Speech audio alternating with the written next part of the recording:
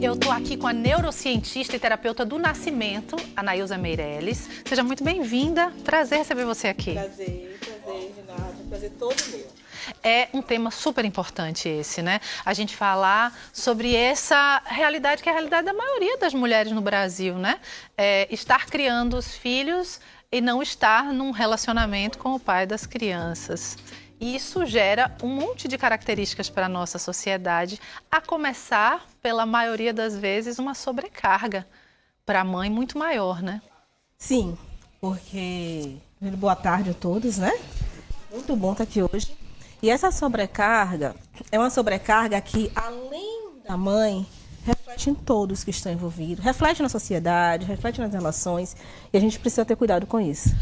Precisa ter muito cuidado, especialmente quando ninguém é obrigado a ficar junto com ninguém, né, gente? Graças a Deus a gente já está vivendo um tempo, não foi assim para as nossas mais velhas, né?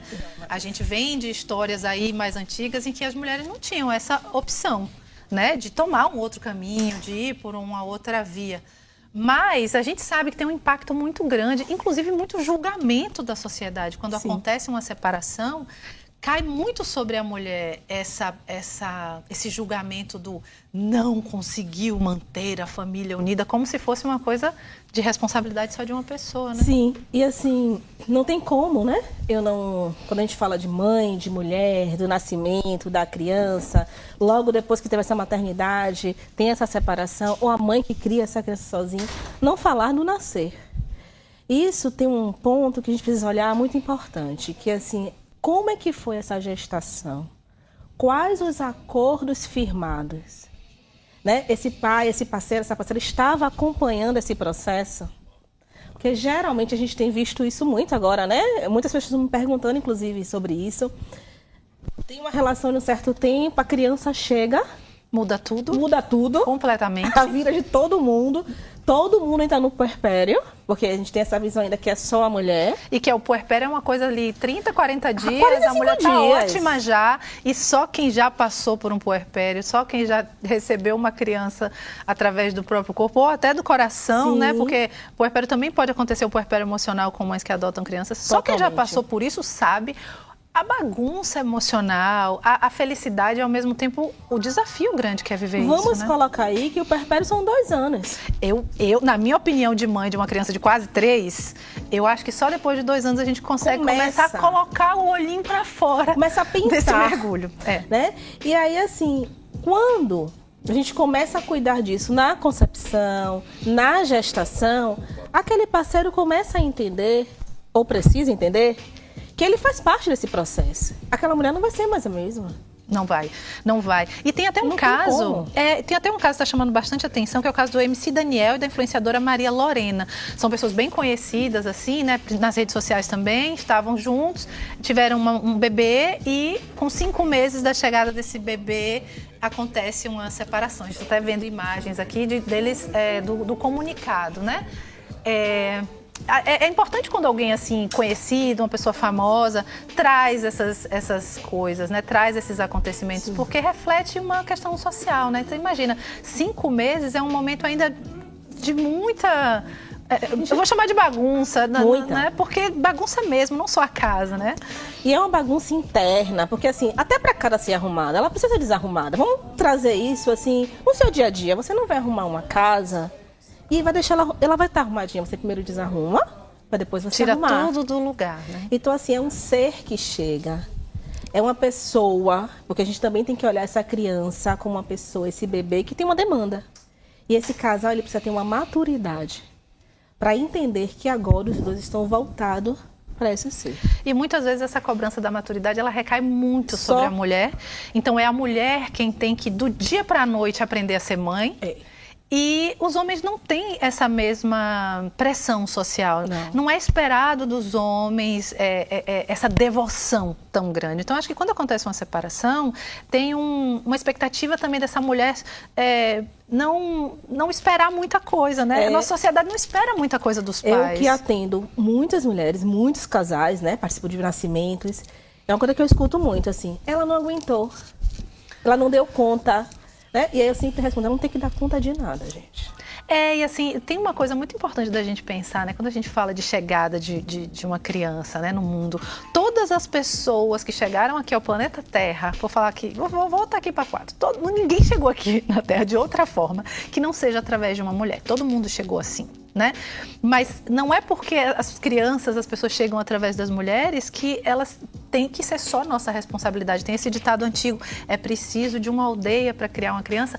É porque é impossível, é humanamente impossível fazer isso sozinha. Mas é o que a maioria das mulheres faz, né? E é uma cobrança, e assim, foi maravilhoso você falar sobre isso, porque a gente precisa se reeducar.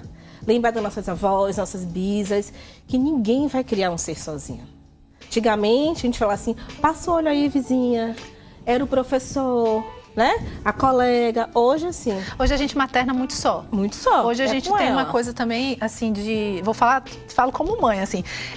A gente tem uma cobrança muito maior. Eu acho que a internet trouxe muita informação, então ela cria uma expectativa muito grande da perfeição, daquela maternidade perfeita. E dentro da idealização da parentalidade, da idealização da maternidade, não cabe um casamento desfeito. Não. É como se isso acabasse com tudo. E às vezes, gente, a melhor coisa para, inclusive, essa criança ter pais felizes é esse amor se transformar, enfim. Mas precisa muita maturidade. E não é todo mundo que tem maturidade para atravessar isso. Eu costumo também dizer o seguinte, não existe ex-pai, não existe ex-mãe, né? Essa relação ela pode ser desestruturada naquele momento, acabou. Foi o melhor para os dois, né? Assim, eu casei para sempre, eu costumo dizer, você casou para ser feliz. Quando a criança chega, há uma reestruturação disso. Isso não quer dizer que este parceiro vai se isentar do papel dele de pai. Exato, que é uma coisa que eu acho que está meio no inconsciente popular, assim, coletivo, né? Assim, já que não está mais casado, também não precisa mais ser pai. E assim, gente, uma coisa é uma coisa, outra coisa é outra coisa. E é muito importante a gente olhar para essa possibilidade da parentalidade dividida. Então, isso exige muita maturidade, mas essa criança que é fruto desse relacionamento, ela precisa de pais felizes e de pais que, e eu sei que é muito difícil, a gente sabe disso, mas que pais que da melhor maneira consigam levar isso. Agora, para isso, precisa todo mundo fazer sua parte, né? Não é só o lado da mãe, precisa todo mundo fazer sua parte. A gente precisa olhar também assim, né? O quanto que parece a criança é importante. Ela não vai ter mais 1 ano, 5 meses, 6 meses, 1 ano.